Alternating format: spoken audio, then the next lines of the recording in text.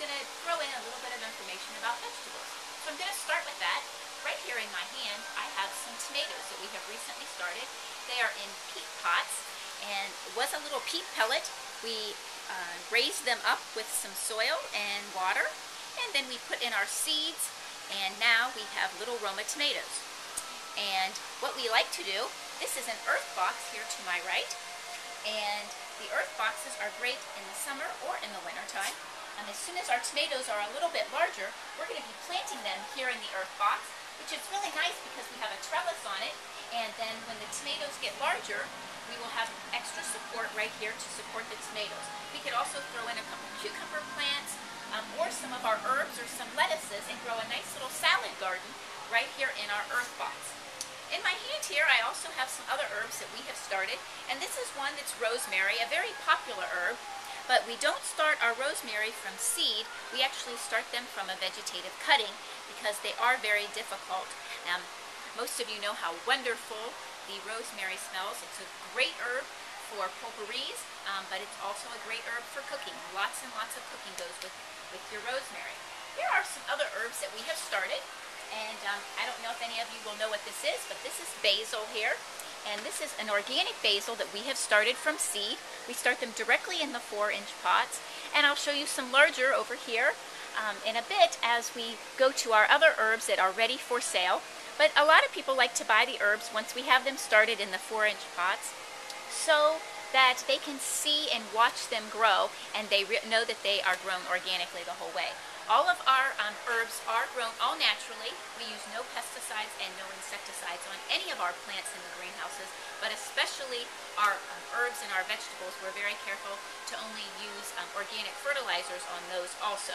We're going to walk on over here, and as we walk to our table of herbs, you'll notice some house plants and different things that we have in the greenhouse at this time of the year.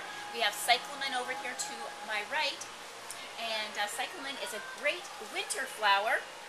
Just getting ready to bloom right now. There's some buds coming on these as we come into the holiday season, and they will bloom all the way through January and February. So it's really nice to have the cyclamen because they bloom into the winter time when most of the other things are not blooming. You can also notice some of the poinsettias here as we walk over to the herb table. This is our fireside size. We also have some of our jumbo size here.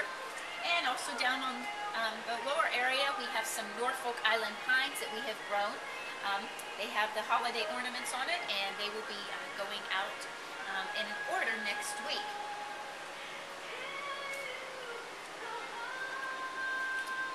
I'm going to turn the corner here and have see our table of herbs here. We have chives that we have grown.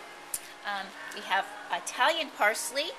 This is dill, oregano. We have thyme, more rosemary. We have lavender, which is a fabulous herb for potpourris. And we also have large basil. Now these herbs are used for lots of different medicinal, cooking, and potpourri purposes. Herbs are very easy to grow inside. They're not difficult at all. They do like a very well-lit area. And most of your herbs like a slightly moist soil. Dill is one that would prefer it to be dry before you water them again, but your other herbs like it to be pretty much on a moist side at all times. Now herbs split very easily, and if you get an herb that's in a 4-inch pot and it starts to get too large, you can trim it several times. Your herbs do much better if you harvest. The more you harvest, the better herbs will do. But if your herbs get large and you want to split them, you can just break this up into like 4 separate pieces, cut it right with a knife, put it back in your one piece of it back in your pot, start 3 new ones, and give it to friends. They make fabulous gifts. You can decorate them by putting them in a nice little basket. The herbs make fabulous gifts for a hostess gift when you're going to someone's house, or for that hard to buy for someone. You can buy them an array of herbs. If it's someone that likes to cook Italian, you can do the oregano, the rosemary, the basil, the Italian parsley. Makes a fabulous, fabulous gift. Easy to grow. Herbs are wonderful to have in the house. They make the house very scented, and as long as you have a well-lit area. A window to the south or to the western exposure is going to be best for it, but even an eastern exposure will do. Or you can also grow under a grow light. And I'm going to walk out and show you some of the grow lights that you can grow your herbs with. They work out very, very well to grow with an indoor herb light. The grow lights are great because you can start plants under them. A lot of times if you have a house that has very low light, you can also use these lights for your house plants. But these are called jump start kits, and actually we have some herbs under them right now. It's nice and small, it doesn't take up a lot of area, but it is wonderful if you want to have some herbs growing under them. Here we have a rosemary, a thyme, and a lavender underneath here right now.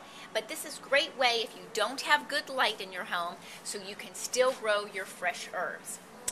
Please check us out on the web at anthonypetitti.net or our Facebook or on Twitter, and ask any questions that you have, and we will make sure that we answer your questions via the internet or our radio show on AM 1310 WDPN on Saturday mornings at 8:30. Thanks and have a great day.